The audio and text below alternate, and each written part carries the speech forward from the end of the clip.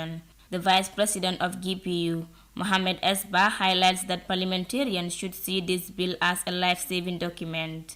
Also before the Parliament, and I think the National Assembly should see, and all stakeholders should see the bill as a life-saving machine, which is important to all Gambians. The Gambia is one of the few West African English-speaking countries without an ATI law. The GPU and Civil Society Coalition on Access to Information has been at the forefront to get this law or legislative framework to be enacted. Many are optimistic that parliamentarians will adopt and pass the Access to Information Bill. John Charles Njai, Civil Society Coalition on Access to Information, encourages journalists and civil society activists to mount pressure on the national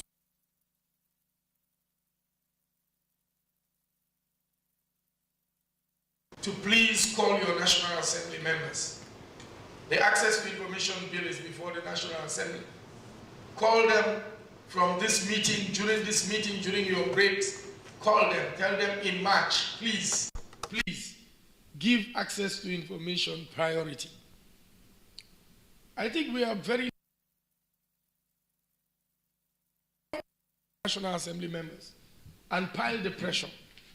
I believe something will happen and we will see the desires that we have begin to come to fruition.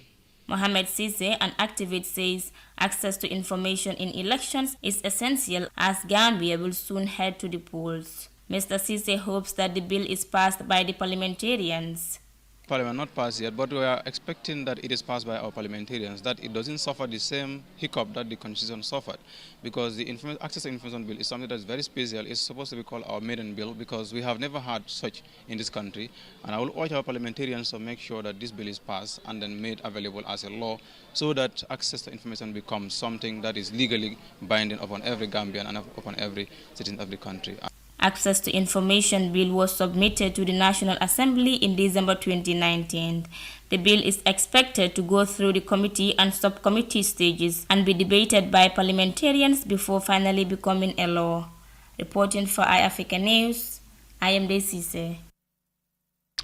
Well, access to information is absolutely a fundamental right, and for that reason why the GPU feel the need to bring together, of course, news editors and the civil society organizations to discuss on its importance, but also how to trigger for the, of course, discussions and how, you know, how we should come together to make sure that the access information bill currently at the National Assembly has been dealt with. But also, you know, we are heading to elections, and access to information in the electoral process is also crucial. And of course, media editors or news editors, and of course, the civil society organization have a very, very vital role to play in this, to make sure that the public or the Gambian people are adequately informed on the elections and its processes.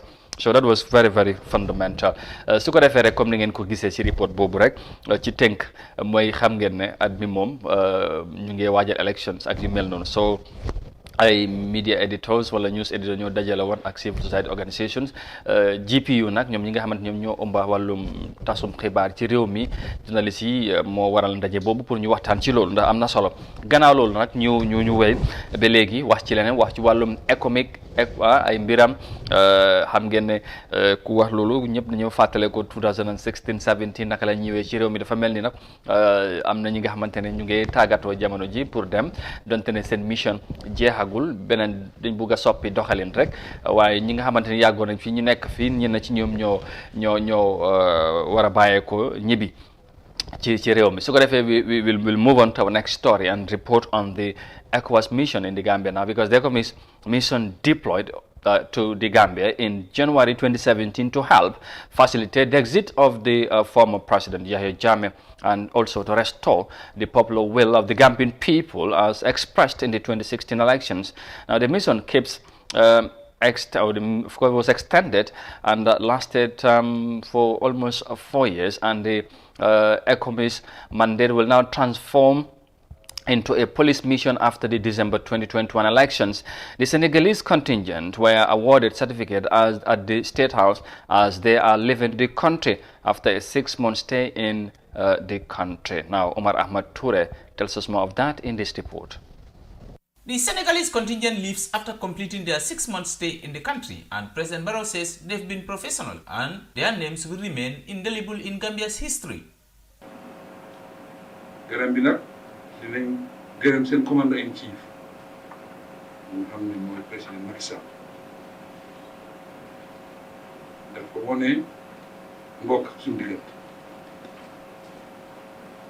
wone ne suma ay dëkkandoo suñu amee problème dama si war a taxaw doo tam taxaw si ebal leen nag daf leen olote moo tax bi mu ebal leen fii soo ngeen ñëw fii liggéeyal nguuri Sénégal drapeau Sénégal da ngeen ko tegal si kaw lii nekk na si taarix si history Gambie bi àdduna tukki lii du génn si history Gambie yéen bokk ngeen si history. Barrow says providing assistance to one's neighbor at a crucial moment is a Senegambian value and says Senegal and Gambia are from one ancestry and share many things in common. Sa mbokk am problème nga ñëw jàppale ko loolu lu rëy la te ñun loolu lañ séntu si Sénégal loolu mooy wone ne ñu ñëbbee na ñu xam ne on lañ fi léegi kuñ fi am turam a sant dem na Gambie kon loolu dafa wone ne ñaari réew yi benn la.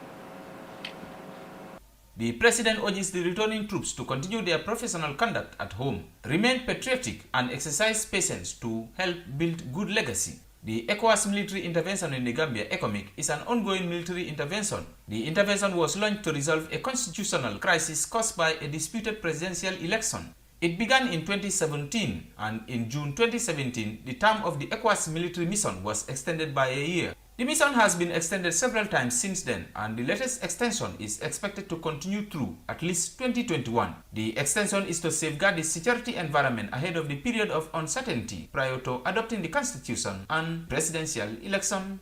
For iAfrica TV, I am Omar Ahmad Toure.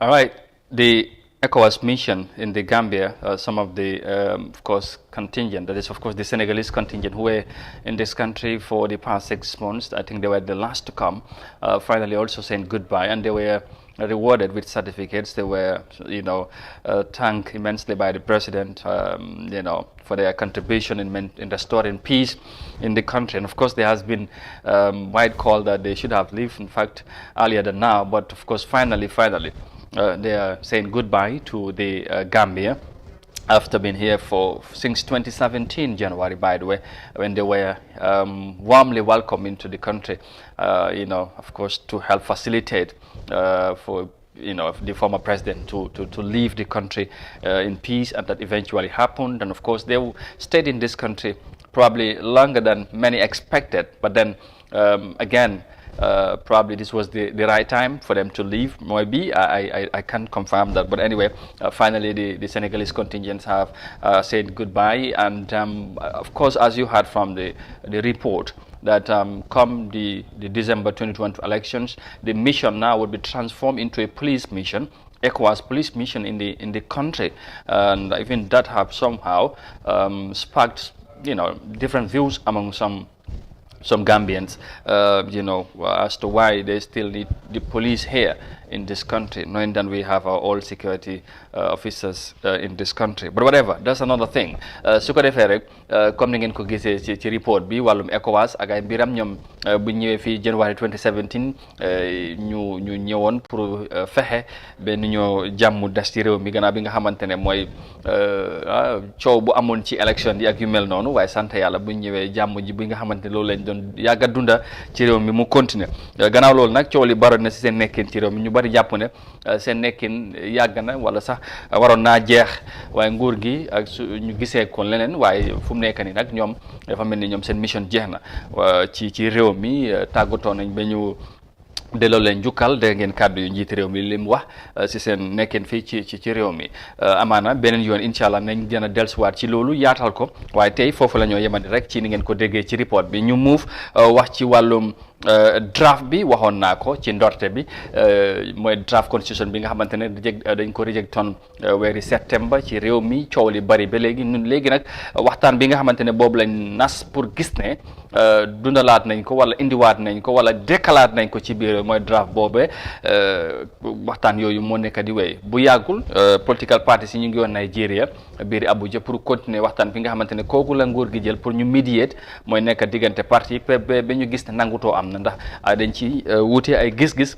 gannaaw bu ñu demee nag Abuja coow li tamit bëri ci loolu waaye bu ñibsee am na ñu jot a wax meeting bi nu mu tëddee loolu la ñu déglu léegi ne incha allah su ko defee nag ñu dellusiwaat ci waxtaan bi. We'll move on to our next story and report on matters related to the draft constitution, of course, because the retroactive clause in the rejected draft constitution that avails President Barrow to rule beyond 2 terms in office has been amputated by the leader of the United Democratic Parties, Hussein Dabo. Now, several political parties over the weekend left to Abuja to crack discussions brought by the former President of Nigeria, Goodluck Jonathan, in reviving the rejected draft constitution. However, the mission went unsuccessful, and Mama Njai, the administrative secretary of the NPP, blamed, of course, United Democratic Party leader Hussein Dabo for the failure. Now, let's take a listen to Mama Njai speaking to Africa shortly after arriving at the Banjul International Airport. There has been a stalemate. We would have loved to come back to this country to announce to the Gambian people that we have reached an agreement, but unfortunately that couldn't happen because I can tell you that in relation to the retroactive clause in the Constitution, all the parties that were in the negotiations agreed and accepted that it should be expunged from the draft, except the UDP. And we respect their position. They have gave reasons why they believe that the retroactive clause should be there. And it's still negotiations, we are not giving up. President Goodluck Jonathan is coming back to the country to proceed with the negotiations on the 8th of March, and we hope that by the time he gets here, we'll be able to reach a consensus.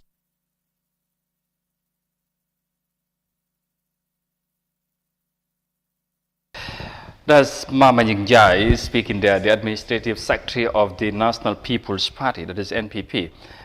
He was speaking to Africa TV at the Banjul International Airport shortly after returning from the draft constitutional talks held in Abuja, Nigeria, but according to him, he did not end fruitfully because of the UDP party leader, if his words is anything to go by. Now, we want to widen the discussions on the talks that were held in Abuja. And of course, gladly, I can say, I have already my guest in the house, in the studio, so we can discuss about that. So, ko defee Mama Njai moom ngeen di gis noonu moom moo nekk administrative secretary bu NPP mooy parti président Barrow bi ñoo teewoon Nigeria pour waxtaanee na ngay gis lu ñoo wàllum draft bi foofu ci biir Abuja waaye nag dafa mel ni nangutoo munta am ba léegi ci draft bi ci noonu gannaaw bu ñëwee nag moom dafa joxoñ baara nee na njiitali parti bi di UDP moom moo waral nangutoo munta am ci draft bi lan moo waral loolu ak tamit waxtaan bi nu mu fa demee nañ ci am ñaawru komma moom mu bokk ci parti bi di UDP ñu dalal ko ak tamit MC Cham moom tamit mu faree ci GDC ñoom yëpp ndaw yi lañ jiite su ko defee comme ñu koy defee saa su ne ñu waxtaan ak ñoom ci loolu su ko defee ñu bàyyi leen ñu nuyoo dooree ko ak ñaawru rek ñaawru ñu nuyu la bu baax amaat mbégte dalalaat la ci jotaay ji ñu bàyyi la nga nuyoo li nga xamante ne mooy ñuy seetaan su ko defee balaa ñu dugg ci waxtaan bi. jërëjëf Amadou kontaan naa tey tamit pour ngeen invite ma si seen edition of Goodmorning Africa. comme nuñ ko daan defee rek maa ngi jaajëfal ñuy seetaan programme bi ambassadeur yi ñoo xam ne fu ñu nekk si àdduna bi. ñu ne ni mun naa am suba teel lañ nekk mun naa am si guddi lañ nekk waaye in our end here we call it Goodmorning Africa. maa ngi nuyu technicians yi ak caméraman yi ñu nekk si gannaaw programme yoo xam ne saa yu nekk ñoo dee tax programme bi daw ñu nekk si biti mun see am access.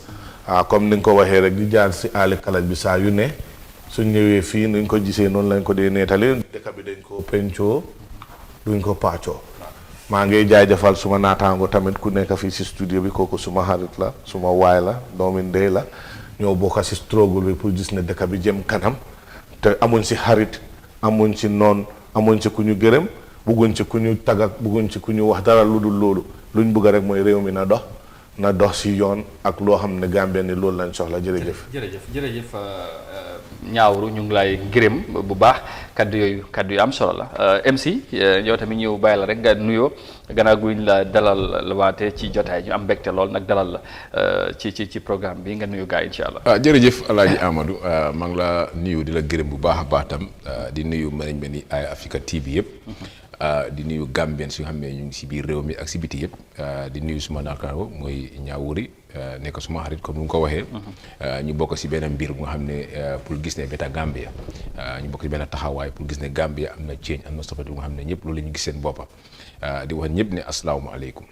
jërëjëf gis naa ne ni ngeen ubbee jotaay bi am na solo lool rafetlu seen taxawaay waaye li ma jaax rek mooy tàggante bi dafa mel ni xaw ma ndax luñ soxla ci débat bi ñuy seetaan nañ ko gis ci yéen waaye am nañ ci yaakaar ndax saa yi leen fi ñëwee macha allah taxawaay bi day am solo te xam naa tey duñ ci am mbégteel tamit ndax ñaawuru moom macha allah ak tamit yow bu yàggu rek wax nañ ci wàllum draft bi ak nuñ ko waxtaanee foofu ci Nigeria MC force ma ñëw ak yow rek balaa ñoo sax ñuy wax li Mame Mbagnick Ndiaye wax loolu yëpp dana ñëw of course ci kanam tamit nañ déglu sa njiital parti moom tamit am na li mu wax mooy Mama Kandeh force ci dem bi waxoon nañ ci bu yàggul pour waxtu bi ñu dem ñëwaat daanaka d'accord amut ndax am nga ci mbégteel ndax force ça est-ce que lu Gambien si doon wax ndax kon jaroon na ñu dem.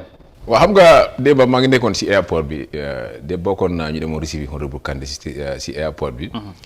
bu mu waxtaanaa taskati xibaar yi maa ngi taxaw moom dégg naa lu mu wax yëpp wax nañ ne ñuy wax ne toxi dafa fail ñooñu foog naa ne amul information bu correct because négociation bi jeexagut. lu jeexagut doo mën a bu feelu tamit waaye nangutoo amut. waaw ba tey dañ fa demoon pour waxtaan su lu mu wax si waxam ne waxtaan na fa nekkoon rek ñii ameluñ d'accord ñii ameluñ d'accord ba tey itam final toxi mi ngi war a am si réew mi fii bon ñuy wax ne comme dafa fail tox amaatu yaaxu na nangam mu ne loolu amut moom gisut loolu déggul loolu foofu mu ne am na yu bëri yoo xam ne d'accord nañ ko fa am na yu d'accord ko fa tam waaye ba tey itam Jonathan mu ngi war a ñëw si réew mi on the 8th of March pour continuer waxtaan bi su nekkee ne loo xam ne dafa fail kon waxtaan du amaat foofu lañ ko doon stop mu jeex ñu tasaaroo ko soxla yi loolu xam nga ko ne wax presse xëy na wax bi tamit dafa laaj interpretation wala déggin parce que tamit li am solo mooy Gambien si ñu bari lu ñu jàppoon boo gisee ñoom yëpp ñu booloo dem Nigeria ñu nekk ay political leaders leen yóbbu mooy gis ne nanguto am bu fekkee nag tey nanguto amul MC xam nga problème bi I think communication moo laag si diggante parti leader yi bu ñu dem Nigeria because ñoom li leen kaay la ñuy waxtaan waxuñ leen kaay leen dem ñi nangu toog si dara da leen invite leen ñi dem toog waxtaan kenn ku nekk wax sa position demuñ fa pour sign agreement demuñ fa pour lu fa dem pour waxtaan waaye from there suñu waree ñëw agreement su waree am nango su waree am fii la war a am waxtaan tey foog naa government bi ñu nekk benn position pour wax Gambien si naka la gars yi war a jëlee suñu parti leader yóbbu leen foofu because ku la tey parti leader nga non lu xew mooy MC yow xam nga ne waxtaan am na fii amati fii d'accord amul mënuñoo d'accord moo waral ñu dem Nigeria waaye tey li xew mooy Gambien soo gisee ñu am ci mbégteel mooy nuñ jógee foo ñu dem Nigeria war a waxtaanee affaire draft bi outside ci Gambia loolu leneen la waaye léegi ñu amaan comme buñ demee dem nañ ba tey ñu dem at least buñ demoon nañ li taxoon mënuñ ngoo waxtaanee Gambia yi dem ba Nigeria nañ d'accord loolu moo amul last day sax nga nangute mun naa am kenn xamut because ba tey ji xagut kon lan moo tax waral dem Nigeria dem bi mooy ne leen invite ne ñëw leen dañ leen soxla loolu mënut a nekk fii lii xam nga Amadou man loolu laa lay wax ñu tege ko boor ay parti leader waruñ fa ma gis gars yi sama dañ boo ko jëp ay political point ne waa lii dañu waruñ dem Nigeria nangam lu taxoon dem Nigeria ñaata agreement leen sign outside si réew mi fii bu nga xam ne ko si biir réew mi fii te yaa ngi fi wax affaire économique fa lañ ko signé fa lañ ko d'accord ko si biir Gambia boo soo nekkee lii day political party tey lii dafa nekk nga xam ne tey suñu demut Barrow doon play a very smart political doon play si suñu opposition party si ñu bëri bàyyi xel loolu nga suñ demul tey ñëpp xam ne Barrow moo rey draft constitution bi ñoom ñoo ko sànni si biti ñoo ko celebrate ci naka bu ñëpp gis nañ ko député Barrow yi ñoo woon non pare bu mu félee ñan ñoo gën a si mbedd di celebrate social media bi fu nekka seen bureau yi NPP ni nga celebrate ne waa constitution bi rey nañ ko nangam waaye da ngaa gis ne tey si nekk ne tey ñoom demul internal committee bi xamul ne Barrow moo rey constitution bi ak nitam yi léegi li ñu gis mooy dafa ne man def naa suma effort invite naa gars yi pour ñu ñëw léegi fu nga toogaa ñoom ya joneta gars yi bañ a dem wan Gambien si ne gis nga ko def naa effort bu nekk wala opposition parti bi ñoo bañ a liggéey man ñoo bañ a coopérer pour gis ne Gambie am nañ condition bi so ñàkk a dem foofu baaxul si opposition parti si waaye suñu demee tey ñu expose Barrow si kanam internal committee bi wane ne tey ñun préparé woon ne pour vote lii mu jàll pour jox Gambie référendum. ok léegi Barrow su boobaa moom ak tamit ñoo reject draft constitution. léegi interesting yow wax nga ne dem nañ expose nañ Barrow waaye loolu feeñul ci waxtaan bi li feeñ mooy non may ma rek li feeñ mooy di gannaaw bu ñu waxtaanee yooyu yëpp li taxoon sax Gambien si bëri jàppale moo tax ñu génnee draft bi mooy retroactive law bi tey ñoom political party si nangu nañ ko bokk na yow sa parti leader xam nga ku ci ban mooy UDP da nga Mama Ñik Ñaay waaw fine xam nga loolu sax moo xëy na moo tax d'accord bi xam nga loolu mënta am politique sax am compromise day am waaw nekk lu nekk nga mën a nga dem si daari bu ko xam kan lu mu wax mooy tey soo nangooloo Barrow bu mu dem 15 years si di draft constitution xam ne draft la léegi nañ seen constitution bi mun na koo may 100 years parce que right now lan nga jox Gambie si Gambie ne Barrow na win 5 years Barrow mu win Gambie 5 years waaye suñu mënee am 51 plus bi am 2 term ñu gis ne lu tax ñu xeex génne fi jàmme am nañ ko ñu xeex ñëpp ñëw together génne Barrow ñu gis ne tey suñu term li boobu maintain na. ok lan moo tax kon nga foog ne Darboe moom gisul loolu mu gis leneen. non man mënu ma wax si position yi UDP man position yi GDC laa mën a lu parti la GDC wax kan lu mu wax rési lu mu wax loolu laa mën a wax UDP ñoom kii moo fi nekk ñu déjà position waaye ñu position yi GDC mooy ñu compromise ñu gis ne ñëw together amuloo gis ci nu mu ko suñ compromise ñu am 51 plus am 2 term ñu gis ne draft constitution 160 millions xam ne spend nañ ko fa ñu ñëw together génne Barrow ñu gis ne keneen kuy ñëw ñu maintain suñ 2 term mu continuer ñu wan ñu expose Barrow wane ko lii la waxoon Gambien si léegi bëgg na 50 war di woo si yaa ngi ko bëgg a ne bu mu dem 15 years yaa ngi ko may li ko ëppul waaye expose Barrow loolu feeñoon ci waxtaan bi MC waaye naa ñëwaat mun naa feeñ ba xamul dafa naa feeñ because tey Jonathan dafa andi report to ECOWAS at AU non waaye loolu feeñul li ñu waaye xam nga loolu du mën a feeñ fii du mën a nekk ëppul waaye gars yi neen taxaw woon position ne lii ñoo ko because tey jot naa information xam ne man yaa ngi si biir métier ni foofu am na xam naa ko fa suñu parti la taxaw na wan na government wan na gars yi ne ifi minute ñu fa nekkoon ne yéen te yéen bu leen wax yéen a yaxal yi yéen a ko isi pare yéen a ko sànni si biti pare yéen a ko celebrate ok jërëjëf ñu ñëw ñaawru dégg nga li jot a xew ak moom ci waxtaan bi nu mu demee ba ñu toll fi ak waxtaan bi fu mu toll right now dégg nga Mama Ñik Njaay am naa sax bëgg naa yow nga bu la neexee nga commencé foofu rek pour leeral li tax ñu ne d'accord mënta am ñeneen political parties yëpp nangu nañ waaye sa parti lii da mu ne moom déedéet te li tax mu wax ne déedéet loolu amaana nañ ci ñëw ci kanam waaye tey naka nga gisee process bi ak fu ñu toll. jërëjëf Ablaye Amadou man am delighted na you bring that up waaye dama dee wax ne Mame Bajing ci statement am bi dafa ne UDP party leader bi moo bañ dégguma fa blame game you cannot blame anybody in this especially the opposition parties loolu laa bëgg a ngeen understand don't say blame wax boobu du rafet soo buggee blame nit Barrow his cronies his renegade MPs yu jógee UDP ak other political parties MP yu jaay seen ngor pour xaalis ñoo vote lii out it's evident for everybody to see ñu celebrate ko I think we had a session here during that day bi ñoo def loolu noonu we had a sitting here it was a very extensive one now this is not anybody's document. It's not a UDP document. It's not a GDC document. It's the Gambian people's document. Vote it in. Let it, not even vote in, let it pass the second reading. So pass a second reading in the National Assembly. It can go to committee level. There are certain amendments you can do there.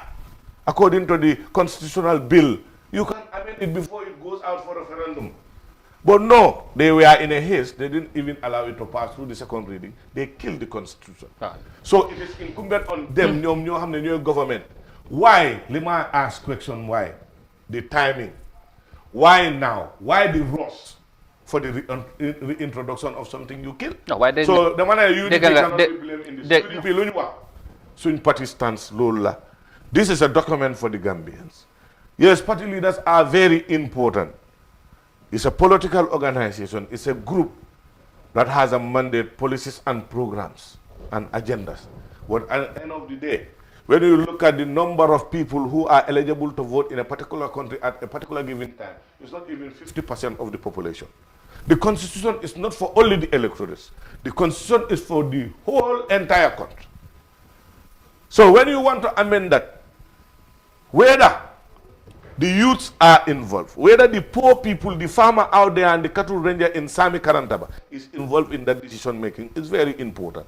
The UDP stance is, yes, we don't say there will be no amendment, but the procedure in which it should not be done in Abuja. It should be sent back to the National Assembly.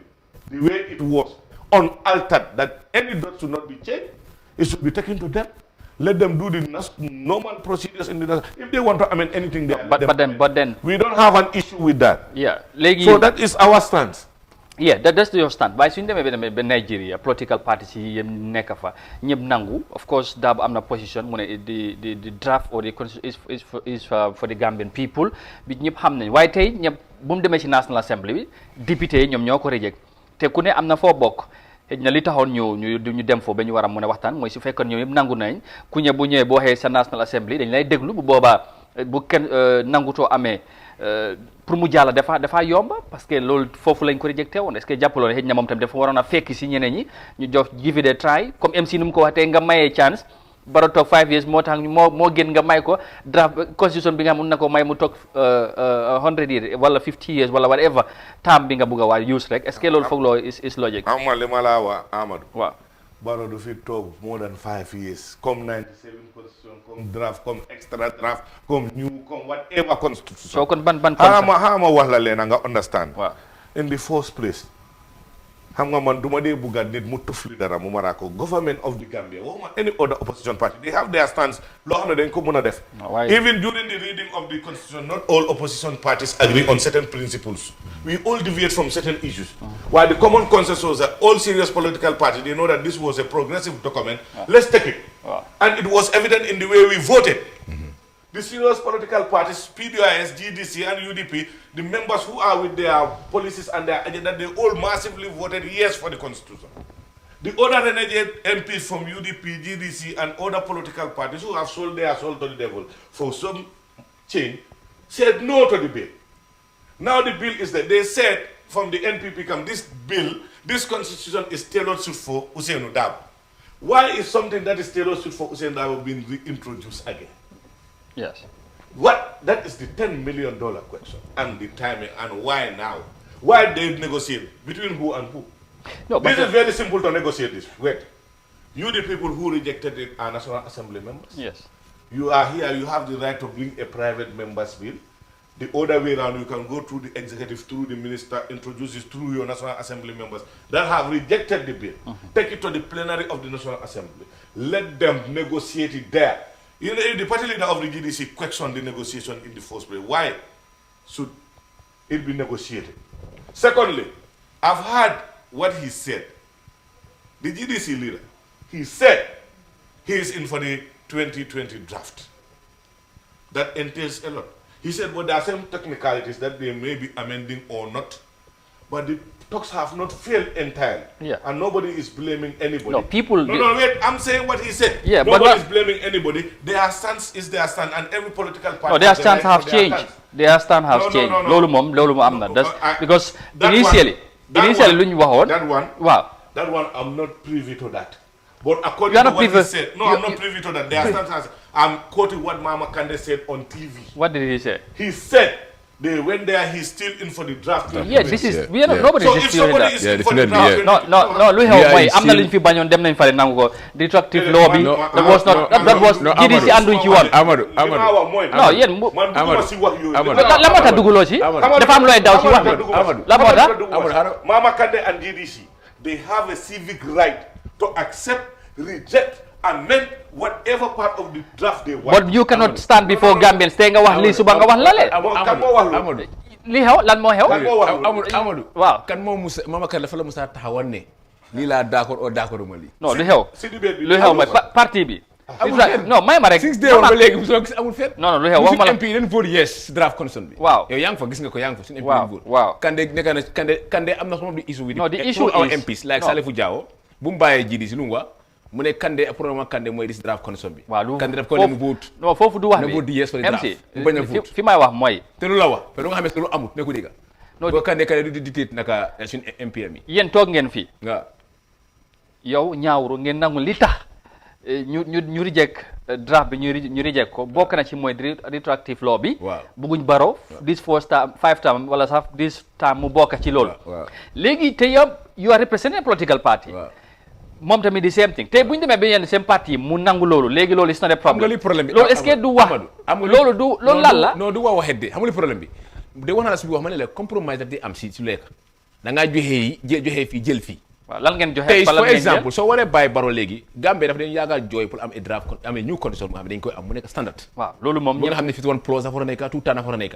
soo gën ñu génne fi Jammeh sax récit ñu génne fi Yaya Jammeh sax mooy dis tout temps and fi one plus so right now am nañ draft condition xam ne léegi mu ngi war a dem pour jox Gambie si ñu vote so dafa des léegi nga bàyyi Barrow mu maintain Barrow mu ta am 5 years. dafa mel ni position bu Ousainou Darboe jël xëy na moom moo gën a gis Gambien si yeneen parti leadership because moom tey dafa gis ne Gambien si ñoom moom draft bi kenn waru ko laal bu fekkee nañ ko laal process bi sax mu andu ci. waa léegi waaye su fekkee ne ko ñu mel ni comme what are the guarantee léegi ne soo d'accord sax ne d'accord ne léegi jox nga Barrow 5 years bi comme mu de nga de la référendum bi dina jaala. non loolu leneen la yow tey sa parti la mun naa wax yow da nga anticiper mun naa influence everybody. non loolu anticipation la da ngay wax lu ñëwagul. dama laa woon la député yi sax la député yi nga nekk si néegi député yi la yow right now loo mu nekk si assemblée bi léegi yow parti la mënuñ ko seen MPC. non bañ a amul léegi mënuñ ko contrôle loolu waaye loolu la neexee tey nga ne man du ma ko vote dis pas sa parti la taxaw na fële mu ne d'accord ne yes wala député yi de mun ne bañ na non pare mënu si dara waaye liñ gis mooy lu gën a bari bu parti wax loolu la ñoo àndal parti leadership yu bari lu ñoo gis loolu moo gën a bari li ñu gis buñ mooy far loolu la ñoo gis mooy seen député foofu la ñoo fare déedéet loolu de loolu fa gën a Gambie de ñaata loo mu am si ñaata assemblée yi nga xam ne ñi ngi am ay li nga xam ne ñi ngi vote ay loo xam ne duñ console seen parti si député daa very free now kenn mënu la contrôle parti yi mën neen dem Nigeria leadership taxaw fa d'accord neen waaw nangu neen nga ñëw si néegi député lam seen loxo yi ñoo bañ. non MC yow xam nga ne yow loolu yaakaar loolu moo am. dafa bëri na. non waaye loolu. man lu xew si néegi député yi lu fa xew. MC xam nga tamit. MC am na dem nga ñëw yëpp. non dama ne right now. position yi tey bu am lu génn Nigeria foofu la ñu wax waxtaan bi contexte bi foofu la. Nigeria bu fekkee tey. ñoom leader si dem nañ ba Abuja. ñëpp nangutoo am ku taxaw si ñoom ñu leen no process bi ñu la war a demee. Mama ñi lu mu wax fi yëpp moo amul Nigeria dem fa pour agreement. dem pour sign bileem géem bi dafa teel moo tax bu kande bu ko lay dem ak di ko laaj kana bañ kana ni mu ne leen nun kenn bañu àggut kenn ku nekk da nga wax sa position. non waaye bañ ñu ngi xaar final day mu on the 8th of March. from there bañ amul lan moo am. lu am mooy ku nekk wax sa positions. waaw lii laa gom kii ne lii la gom. non waaye loolu waxtaan mën a négocier mën a am loolu dafa leeroon. am nga négocier fu mu war am nga fan nga waxee ne bañ am na fooy waxee ne bañ am na mooy. last day bi ñu taxaw ne léegi lii mooy position bi ne ñii bañ ne lii du am. ñu stop ko fa mu jekk nekk tasaaroo jëm. waaw ñu bëri dañu jàpp ne waxtaan bi ci Nigeria moo doon war a nekk di laas waxtaan parce que foofu buñ jàkkooroon yëpp communication bi la bu fekkoon ne tey loolu lettre bu gaa bindal gaa yi waxul leen loolu waaye léegi bu fekkoon ne Darboe dafa fekk si gaa yi ci luñ bëgg est-ce que konoon affaire yi dina jeex ba tey du jeex di bu ko tey financé mu ngi war a ñëw fii konal ba léegi jeexagut di non konoon dag agreement kon def da nekk consensus am na te loolu lañ bëggoon ba tey ba last day sax mun naa nekk agreement mun naa nekk waaw loolu moom kenn last day mun na nekk agreement on the mun naa nekk agreement mun na faa nekk bon lu gaa yi communication yi nga xam ne moo doon génn si biti moo ko regut wala soo déglu xool bu Kande déglu fi leen waxi Kande bi. waaw Kande nañ ko déglu léegi soo déglu lu Kande wax. waaw ak lu gars yi di wax si biti du benn. non Kande sax moom kon di si position ba tey musul change. ñun we are in for the draft condition and loolu lañ yàgg a xee loolu lañ yàgg a wax suñu parti bi. waaye dafa am li ngeen may am na li ngeen téewoon ngeen bàyyi ko. lan leen téewoon bàyyi ko non wax yow yaa ko wax nga ne politique consensus law. waaw of course loolu mooy loo bi nga xamante ne da ngeen ko bañoon tey nangu ngeen ko. waaye am na ñi nga xamante ne si position bi ñoom bëgguñ koo jël lu tax ñu mooy tey ñun Gambie dañoo yaaga xeeb pour am si two term am si one plus and secondly soo xoolee léegi nga jox Barrow léegi nga ne léegi da nga ko war a xañ 15 years bi nga léegi dañ seen condition may na ko mu open su ko nee mu nekk fa billion years waaye loolu parce que ñëpp xam ne Barrow mu tamit la so muy ñëw nii so waaye noonu léegi ñu vote ko mu dem ñu jaala ñu koñe ko mu génn abal nu keneen ku ñëw mu continuer suñu term limite ñu continuer suñu term limite ini amee xam ne mu nekkoon si yoon mu nga def ay su ma la déggee kon Darboe tamit second li ano option mu ngi fa Kande si wax Kande mu ne su ma la déggee Kande mu ne si nekkee nanguwul we have na semi condition bi government loolu gaa yi ba tey gaa yi ko use waaw léegi waaw loolu nañ ko déglu waaye su ma la déggee mooy kon sax Darboe waroon naa maye kon yëf yi ñu dem moom tamit waroon naa nangu loolu is position of Darboe and UDP boobu mënu ma fi si wax lu ma si mën a wax mooy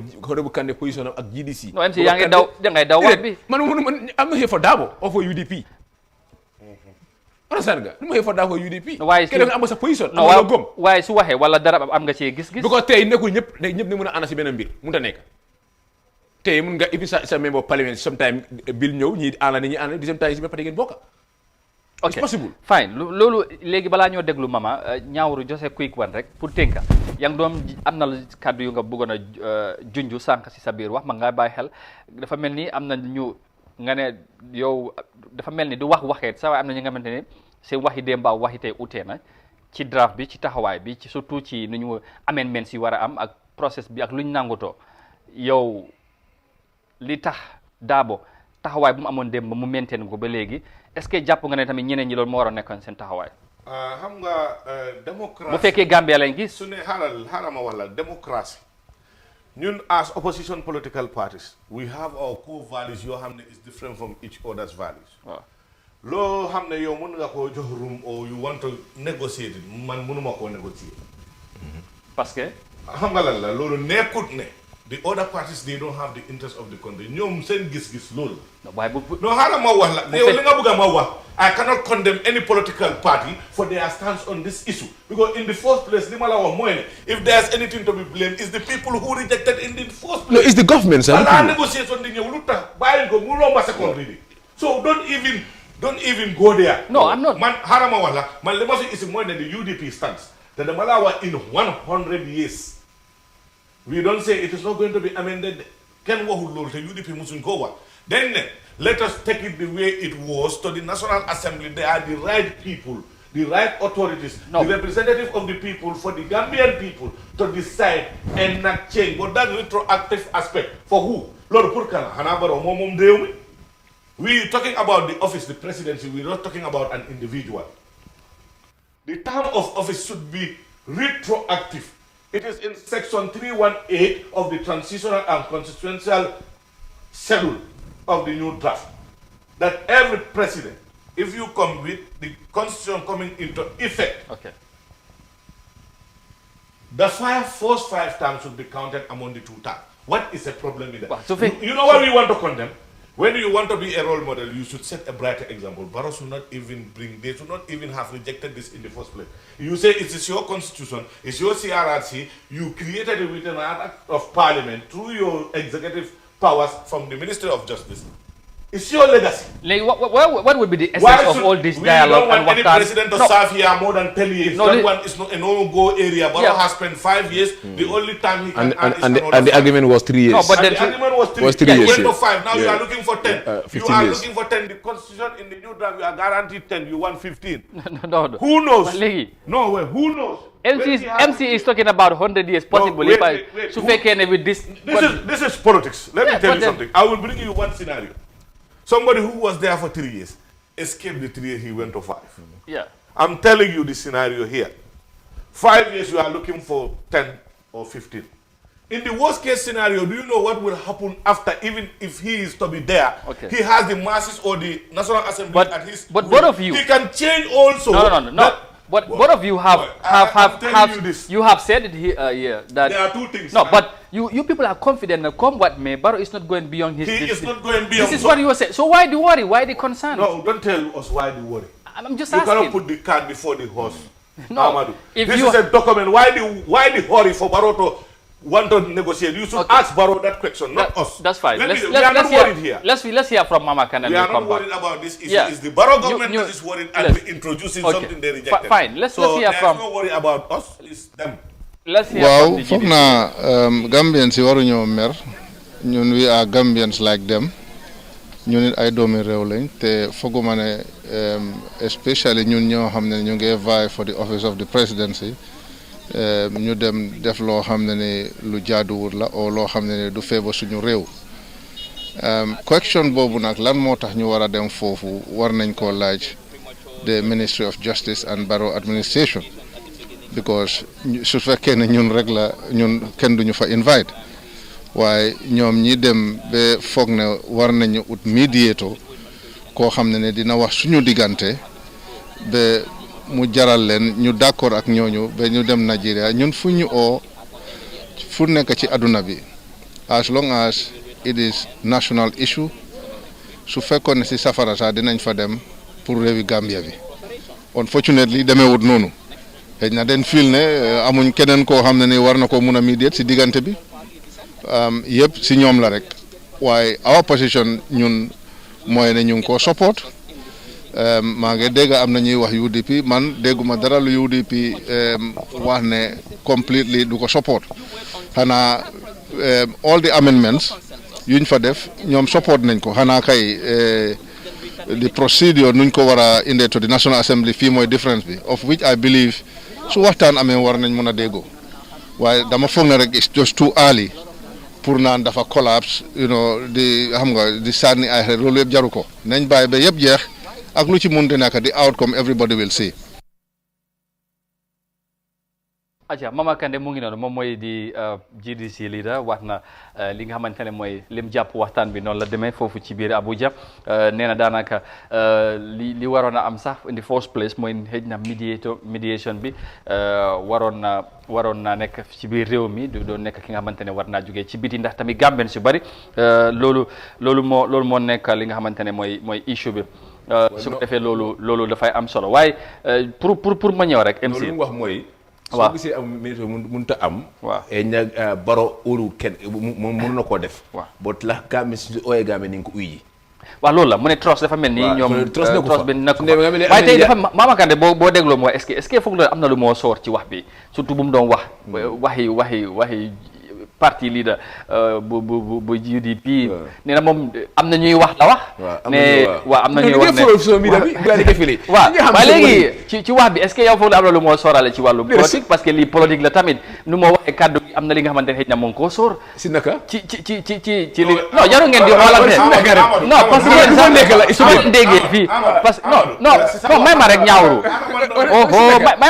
may ma daaneel non si sa wax bi si gàttal li ma gis si sa wax bi mooy ne xanaa yow da nga bëgg a UDP ak GDC au political parties opposition party ñuy jamante xeer o di xuloo si loo xam ne du suñ problème lii du suñ problème li problème groupe bi la ministre justice ak Adama Barrow lii du affaire xuutoo non may ma rek lii du affaire xuutoo wala du affaire mbokkante affaire bi mooy tey Gambien si ñoo toog di seetaan di soo waxee ne ay Kandeh ngi muy non dégg nga mu ne moom dégg na am na ñuy wax ne lii amul waaye indi na fa waaye ne process bi la daabo nangu te moom nangu na process boobu est-ce que moom mënutoon wax Gambien si la moo tax mu nangu ak bu daabu xëj na tey bu fekkoon ne moom moo ko xam nga kenn laaj ko moo ko wax waroon naa gën a leeral yéen dafa ne lu mu wax mooy nangute am na si bëri am na ay nangu yu bëri waaye ña process bi la foofu la coow bi nekkaagum loolu la wax Kandeh foofu la indi nag waaw process bi la moom nangu na la nanguwut la Kandeh nangu na am na mais du ko nangu am na leen fu mu jëlee du ko mën a disclose léegi waaye parce que mooy national assembly lañ ko war a yóbbu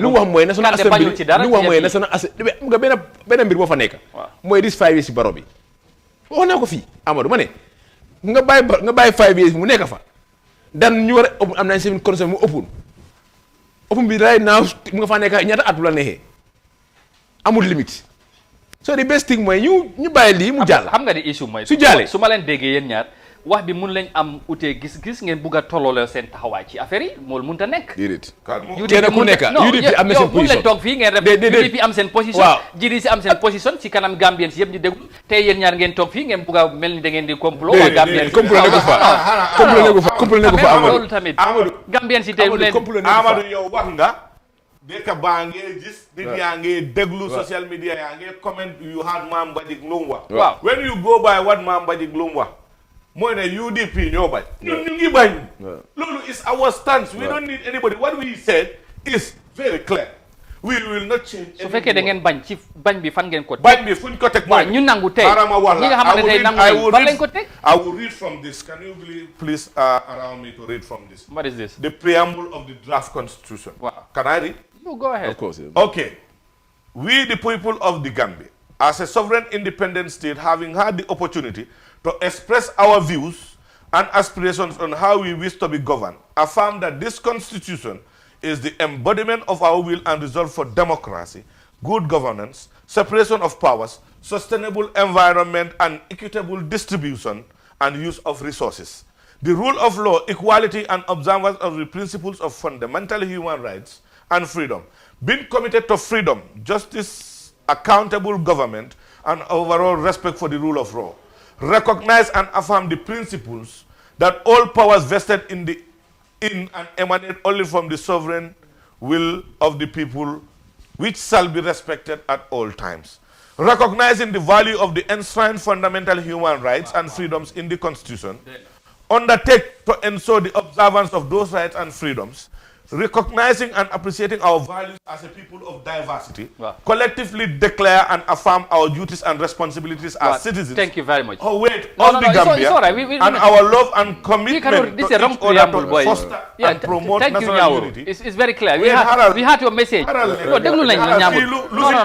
Lu fi mujjee moo gën a important. No, xam nañ. No, lu fi mujjee moo gën a important. Lii ñëpp a ko read. ñëpp a read lii. No, I want to remind people. This is it. We know, but what I'm saying, you know, this is not a law yet. No, but this is nekkul loi. Yow lii. Now, I rest this. If this is not law, why should you invite us to discuss this? Something that is not. No. Ahmad, at times I am perplexed by the way you ask and. But you just listen. You know, I don't just listen. No, you listen. I'm a human being. I have reasons. This was meant to be this was a draft. You call back this is the draft that people are paying millions this is what I'm saying. To yeah, but it's not yet because it's not.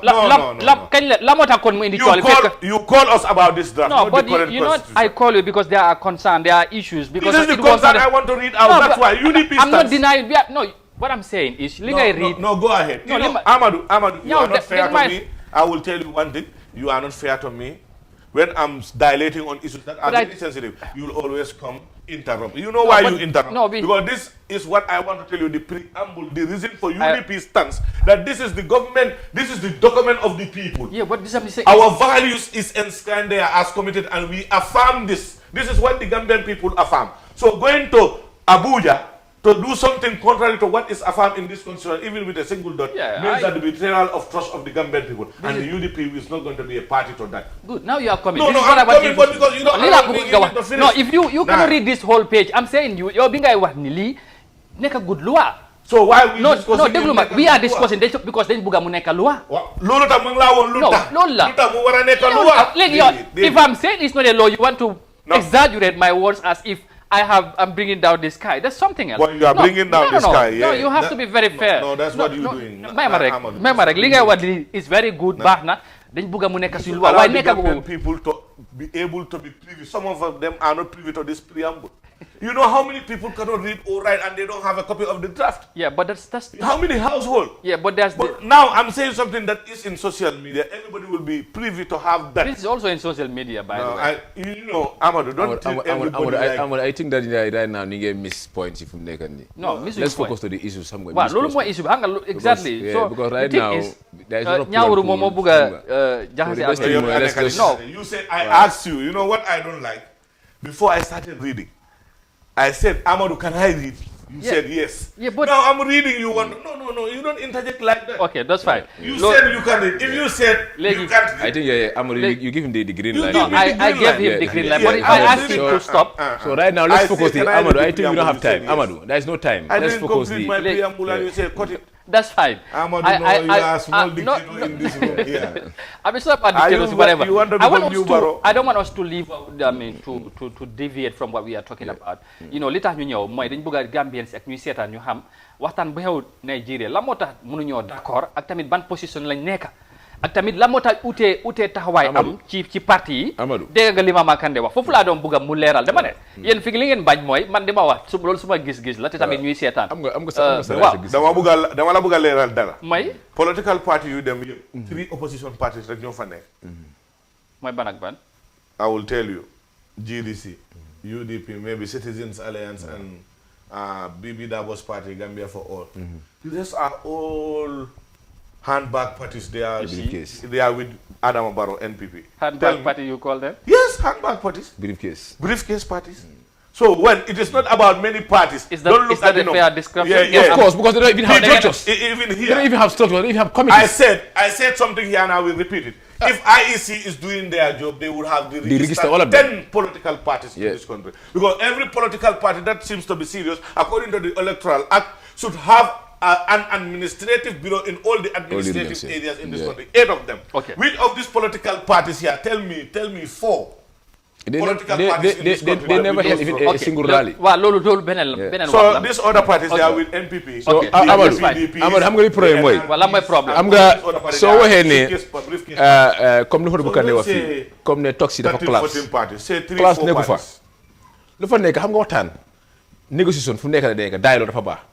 Tey lii bileem bi su waree am tey ñu war a bileem tey mooy nguur bi yaaga naa ko fii man maa njëkk wax gàmmel si ne draft bi dafa fail to the assembly fii laa ko woyee fii waaw Standard génne ko ñu Super Standard front page am ñoo xam ne am nañ si sax attaque na some of the MPs nga xam ne waxoon naa seen turi ne ñoom dañu vote non ñu saagam si sax because amoon naa liste bi ñu xam ne ñii bu gaay dem meeting State House ba gaay d'accord yëpp lii State House lañ ko toogee ne suñu demee si nekk député yi dañ ko reject nguur bi léegi gars yi am na internal pression moo am si government bi day xafee pression ne draft bi dafa war a ñëw bàyyi force because dono si xaalis bi dugg si affaire draft bi dafa bari so right now government amun choice so the best li ñu war a def mooy ñu ut benn internal organisation mu war a ñëw ñu jël Jonathan war a ñëw négocier ak political parties yi but right now tey fu mu nekk négociation bi jeexagut waaw xam nga si négociation boobu pour ma ñëw mooy li tax lu indi coow li sax li gën a bari mooy def nañ fi waxtaan ñaari yoon kenn waxul ñoom d'accordul waaye kenn waxul Gambien si bari ñu ngey toog di seetaan non ba léegi xam nga la moo tax may ma rek xam nga interest bi mooy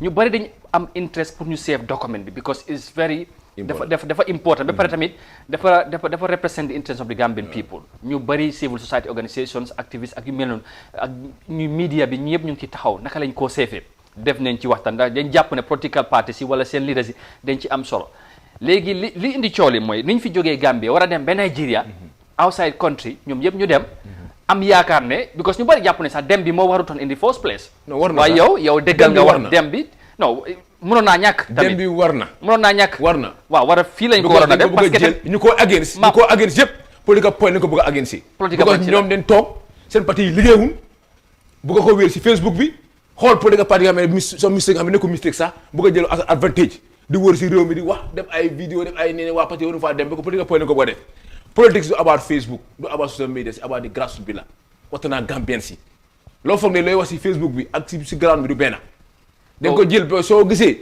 da nga ko bëgg a def political point wax naa ko si ay interview démba ne soo bëgg a jël lii comme parti la yi nga xam ne dem Nigeria pour boo ko def political talks pour nga mën si am political point yaa nga na sa boppa bu ko Gambien si dofun Gambien si eewu ne xam ne luy xew soo gisul lii day dem foofu benn kenn bëgg na ilif réew mu nga xam ne pour jaay sa réew ñu fa dem yëpp dem bëgg a ilif Gambia waaw loolu tey Gambien si ni ngay coow waaw waruñ dem négocier indi na ji waru waxtaan est-ce que teew yow warloo laajte tamit la moo indi coow li parce que tamit loolu lu ko indi mooy coow bi ñu ko indi yëpp mooy dañ ko def pour am political point tey political parties yëpp daanaka dem nañ ñaata agreements leen sign si outside da nga dee loolu bëgg ba ki dama njaay leen buub opposition parti yóbbu leen Amérique pour waxtaan Afrique coalition 2016 loolu du benn da waxtaan ko si réew mi fii dañ jël suñu political parti yëpp Kandere moo demul ñëpp la gaa yóbbu nekk Amérique teg leen fa ne waxtaan Afrique coalition waaw tey su fekkee ne tey ñoom ñuy dem leeralul Gambien si la mooy seen position balaa ñoo dem leeral leen tamit Gambien si seen parti yi leen ko leeral non parti bi sax ñu loolu la gaa wax affaire bi leen lii is beyond party level loolu is about seen government for the country xam nga parti bi soo tey nag bu fekkee ne ñoom dem nañ ñu ne léegi parti yi ñu wax nañ seen parti waru ñoo wax seen parti yi rek déedéet executive committee bi ñoom am na tey position ñu bari jàppoon nañ tey position bu Mama Kandeh amoon dem ba bu demee fale loolu la fay wone parce que wane ne support na draft bi waaye tamit lim bañoon bu lu mu am fii Jonathan mu ñëwee 2 days bu ñëw fii yëpp meeting bi yëpp suñu position bi ba tey foofu la nekkoon waaye loolu fee ñu toll parce que Gambien xamuñ ko def la seen liggéey lii mooy problème bi yéen noonu ko def si airport bi déba noonu ko def si airport bi la ñëw leen OIC loolu taxaw fa si conference hall bi taxaw fa laaj gars yi lan mooy seen position waaw def leen ko bool position de GDC since day one mooy compromise ñu compromise c'est su ko bëggee xañ ne du dem 5 years boo 15 years boo ko xañ mu am na 100 years option compromise boobu noonu ci fan ngeen ko ci pour lan mooy pour because of tey parti bi GDC bëgg nañoo dem élection da ngeen am yaakaar ne boo leen demee da ngeen win ba pare bëggu leen may comme loolu bu mu am wala fan lañ ko teg parce que tey su fekkee ne ci Gambia ngeen ko teg te ngeen jàpp ne document bi Gambien si ñoom ñoo ko indi waruñ cee change dara comme UDP ni ñu ko waxee da ngeen war a bokk ak ñoom par exemple position ñoo xam ne lii is li taxoon seen Amadou lii draft la xam nga draft waaw draft la non of course draft ba tey mun nañ ko amee non waaye am na ñu ko gisee wut noonu am na ñu ko gisee wut draft la lii draft la rek li nekkagul loi li nekkagul loi amee mun am na ñu ko gisee even tey xoolal daa was an option at the assembly ne Amadou option amoon na fa ne Amadou option amoon na fa gars yi vote yes ñu ngi bi appli seen collègue yi ne neen allow li mu dem second reading second reading bi mun ne fa def amendments comme di leebul war nañ ko loolu ba tey amendment mun na faa nekk loolu foofu rek lañ ko mën a amee waaw loolu la gars yi wax ñu ne ñoom ne gars yi ni nga ñaan seen collègue yi Omar Cissé was de Omar Cissé foofu mu ngi doon ñaan collègue bi ne foofu de kaay leen bàyyi li mu romba non li may wax mooy second reading li may wax mooy comité leebul ñu def amendment si li may wax mooy lu ñoo waxtaanee fu mu nekk nii nga ne pour nangu amendments yooyu waaw yaa ngi wax National Assembly xam nga foofu tollooguñ waaye fu mu nekk ne am na li nga xamante ne yéen nangu nañ xam nga gars yi ngay wax da si tuubi waaw foofu government mun nañ ko isi léegi yéen nangu ngeen wee boobu MP da mun nañ ko isi foofu right now government baa ñëw government ñëw c'est parce que government invite Jonathan mu ñëw ngeen nangu waaw seen position mooy yéen loolu baax na nangu ngeen ko suñu position mooy foofu ngeen parti mooy waaw nun am na perne pour compromise boobu ne ci ban 5 years ci baro bi mun nañ ko faa génni because lii draft la waaw suñ ko génnee di other 5 years 10 years moo faa nekk tout temps ma ne draft boobu li ngay wax ne mun nañ ko compromise boobu ak mun ngeen compromise ak whatever ñaari weer am bii ak bii am na ñi nga xamante ne benn lañ gis waaw ñaari weer moo fa nekk waaw loolu laa wax ñaari weer moo am waaye ñeneen ñi wax ne benn weer la bëgg ñoo bëgg a mislead public bi ci naka because of political point déedéet ñan mooy ñan I don't know yow soo waxee la kon UDP dañ bëgg a mislead public xanaa UDP dañ la ne benn weer UDP waxul ne benn weer wax ma la benn weer benn weer bi mooy may ma rek fa nekk waa léegi déglu ma benn weer boobu UDP dañ ne su fekkee ne amendement bi dafa am mooy nañ ko yóbbu ci National Assembly boobu process waaw loolu la waaye léegi su fekkee beneen weer bi mooy ban beneen weer bi nga waxee ne beneen weer bi mooy ban boobu lañ bañ right now mooy kon benn weer lañ wax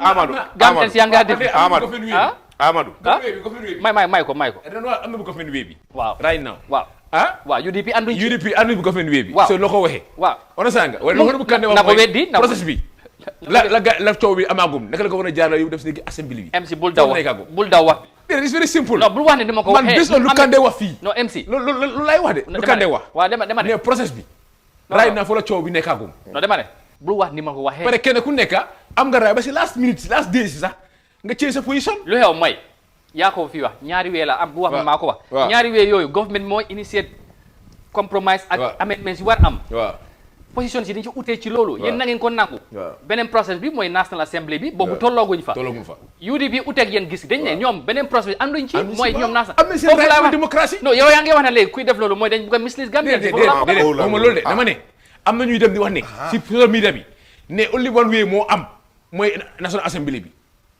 am na ñu wax ne social media bi maa ngi di seen comment waaye social media bi loolu waaw ni ngi wax loolu and some dem political parties yow sama dem political parties ni ngi woo di use naka ni wax ne parti lay dañ dem pour jaay Gambia an loolu ne ko dégg parce que mbégteel lañ ci am ci ne ko dégg ma ne sa koram bi fu mu jógee di Sénégal la mu jógee sa state house bi ñe ko garder Sénégal lay ndax comprendre loolu jéej baa ngi ni ñe ko amee Chinese Chinese yaa ko amee sa réew mi ñu ko amee yow dégg forêt ñoo ko amee lu tax complain loolu ñu bëgg a de waa parti lay dem ñu oo leen kaay la ñu oo leen banana republic la waaw ñu oo leen kaay republic la dama la ko dee wax fii nga foog nga comme man dama bëgg a wax fii banana republic la di nga lu ngeen war a jooyant doo leen dee jooyant du ñun non waxuma la yow parce que su ma ne yéen réew mi laa wax lu ñu war a wax duñ ko dee wax réew mi dafa am débat yu bari yu fay nekk yoo xam ne day hot cakes nit yi ñaa ngi ko dee faate drogue baa ngi nii dem si biir dëkk bi xalaatal you went for a negotiation xaaral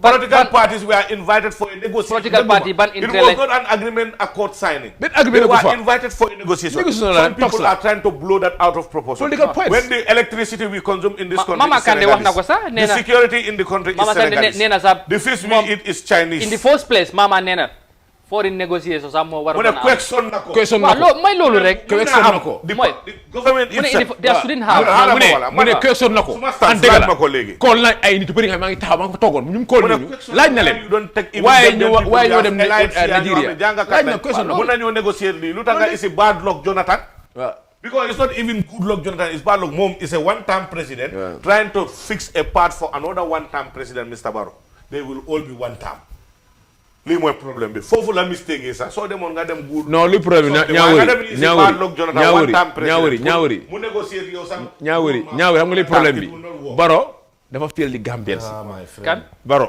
bu affaire économie bu mu yaaxoo dafa daw dem Nigeria pour dimbale mu ñu esteen ok léegi draft bi tam seen dafa na Nigeria so ñoom loolu du wax bi léegi waa léegi pour ñu tëj time bi jeex na ci wax man laa jànguloo ma suma stage yaa ngi si MCT rek MC tey moom MC nga jógal man doo ma laaj man daal doo ma laaj yu ay problème am na dañu war a dem laaj time bi ay ten jot na time bi jeex na léegi fu mu nekk nii fu ñu toll of course good luck dafa war a ñëwaat ba am lokk bu ñëwaatee pour tënk rek in just 30 seconds ndax am nga yaakaar waxoon nga ne Abuja jàppuloo ne d'accord dana fa am te amul waaw waxoon naa ko waaw lan nga séntu Gambia waaw lu ma séntu Gambia léegi rek because UDP they have majority si assembly bi so ba tey négociation bi dina gën a jaxasoo because comme nu ñaawari wax fii ñoom seen position ba léegi ceeñut waaye am naa beneen feeling moo am tam ak yeneen information maa ngi ko jot ne négociation na am si nguur bi ñu bàyyi fay bi si baro bi mu génne fa ñoom ñu dellu gannaaw jot naa information boobu tam I don't know how true is it ba dégg naa loolu tam mu ngi because government bi ñu ngi am loolu pression ñu ngi ko am tam bu gis ne Gambie ne war a am draft constitution because transition soo ko déggee fu mu nga am loi bu ees nga am doxin bu ees an baro bi dafa am au lieu benn léegi la am mooy jox Gambie ni constitution bi because lii la xajaani ne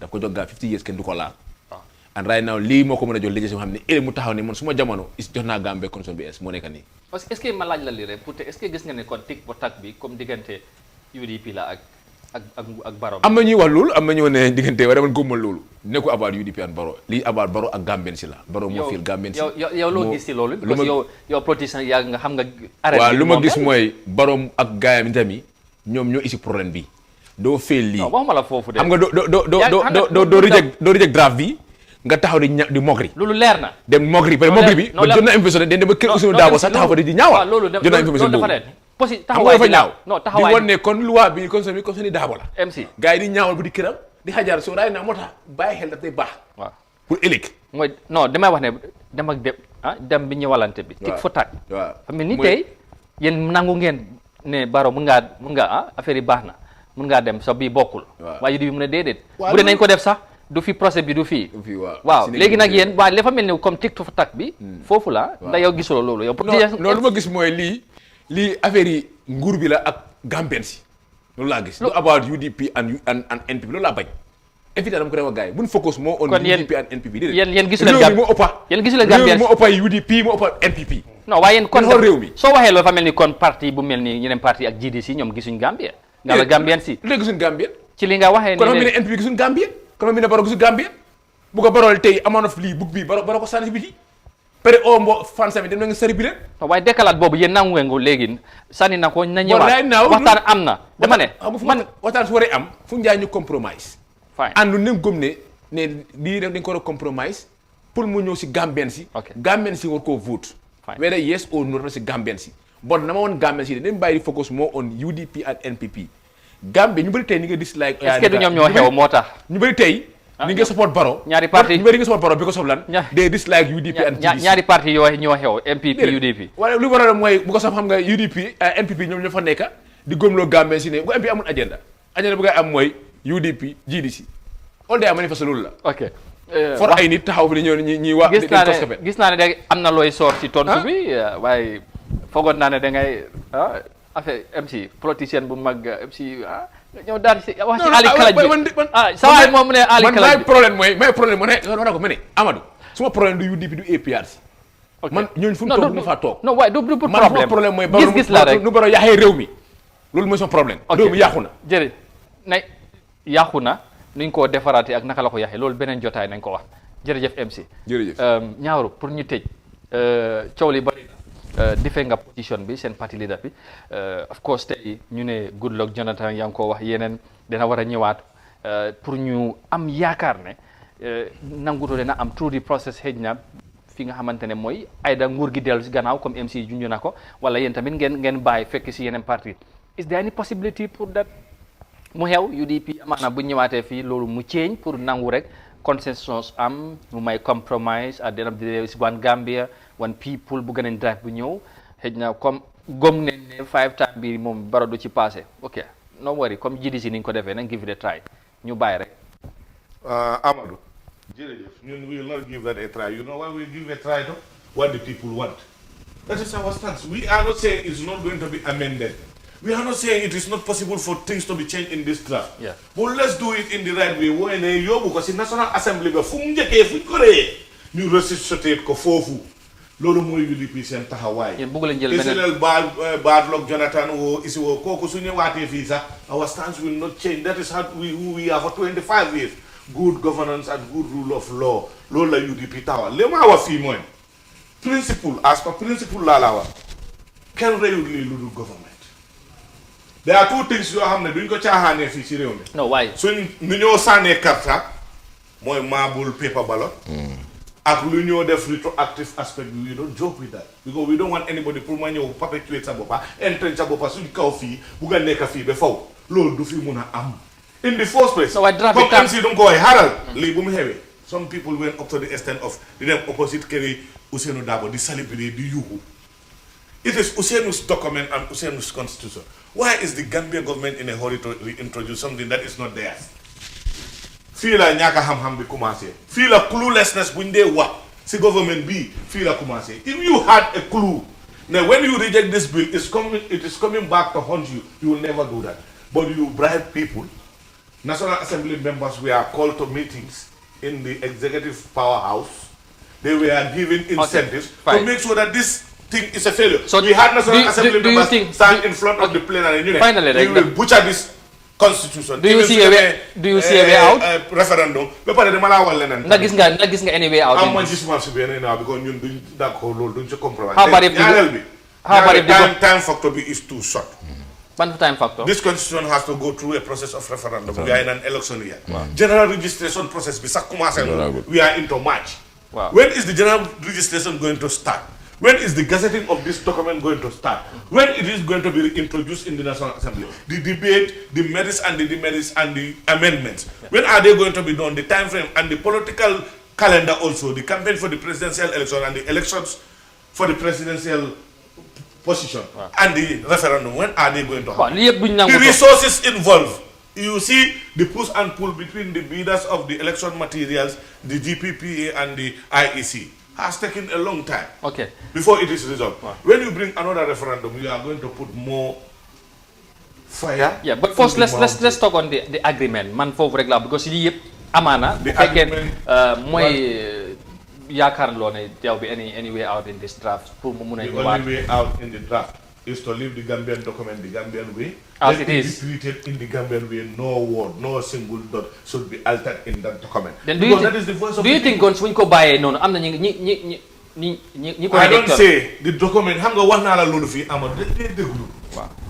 Even when the introduction of this draft was in the National Assembly, many of the National Assembly members I say, please allow it to pass through the second reading. At the committee level and the National Assembly level, we can do second amendments for the interest of the country. But we are celebrating ending its life at the second reading, not even proceeding to the third reading. This is what I'm saying. The adoption and the enactment should be given to the Gambian people. Lolo ta ñu am referendum. Xam nga rek duma la déglu waaye tam sometimes do de bu ga déglu. Man li ma wax mooy time jeena sax mooy ne ñi reject draft bi li tax ñu reject ko mooy bu fekkee ne loolu still there bu ñu ko indiwaatee sax it's gonna be the same so loolu moo tax ña waxtaan bi mu ñëw beta ñu moo mel ne ñu sign one for the draft constitution ñu sign one for the draft constitution they are patriotic Gambians they are not seeing an individual ñu sign for the rejection of they are seeing only Barrow because what bi yëpp retroactive is all about Barrow retroactive is all about Barrow let me tell you something. You know, in the debate, it was not the 50+1 that was the issue. No, it's only Naka. It was only Barrow's term. Barrow term. It's only Barrow term. It was only Barrow term. Only Naka. Ton be Hold on. UDP full town 25 years. You're doing bojo, huh? Doing Banana Republic. He president before and executive be ñoy Banana Republic. No, hanga du bojo rek. No. Basani ko sibiti nga ñewat back. Yaangi buga togn de. No, du bojo rek ñoko nangu de. Hala lu wara mané la bojo nation. Xam nga wana la briefcase party you den deglu lo ma. Suma na serious political party. GPDP, PPP, NCP, NRP. Yaangi togn. GAP. Yaangi togn. They have all sold their party to Adam Barrow. They cannot even organize their congresses. They are roaming about. Okay. Let them organize their congresses. Thank you. Yangi togn amna dal yangi. Wow, why xamna next time inshallah du ñaka nañ ci ñëwaat ñu gërëm leen bu baax ci ni ngeen teewé waaw loolu yëpp ma bàyyi la loolu yow nga wax ko MC jërëjëf thank you very much ci ni ngeen teewé ci jotaay bi pour ñu waxtaan lu xewoon foofu ci Abuja Nigeria dégg ngeen waxtaan bi nu mu tëddee d'accord amagul waaye tamit dara yàqoogul ci waxtaan bi according to ñoom nañ ko waxee des na nag ku nekk noo koy déggee ak noo ko interpréter ndax nag coow li bari na lool ci yëf yi Goodluck Jonathan dafa war a ñëwaat ci Gambia ñu continuer waxtaan bi waaye daal ndax dina am ñu dal si gannaaw ndax bu boobaa nañ nangutoo pour mun a déclarer draft bi Gambien si yu bari nag ñu ngi xeex ba loolu am waaye nag ñu bari tamit mer nañ naqaru lañ lu baax li political parties yi jógee fee dem ba Nigeria pour waxtaane li nga xamante ne mooy suñ on document mooy suñ loi réew loolu ñu bari mer nañ ci waaye gis nañ li tax ñu dem ak lan mooy wax ji ak fan lañ toll su ko defee loolu moo nekkoon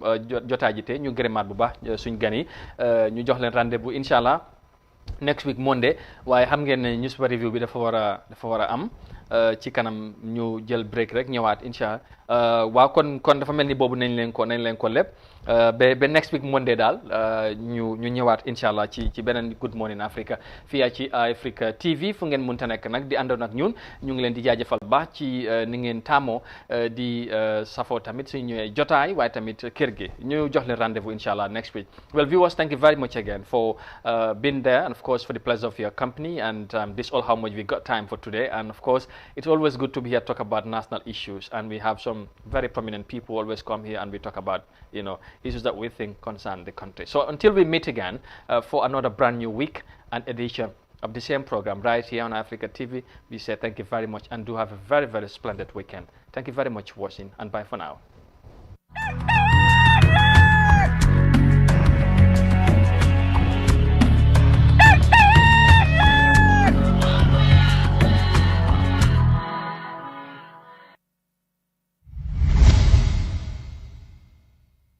For the first time in the Gambia, your favorite GSM operator, Africell, is the first and only GSM operator to launch a brand new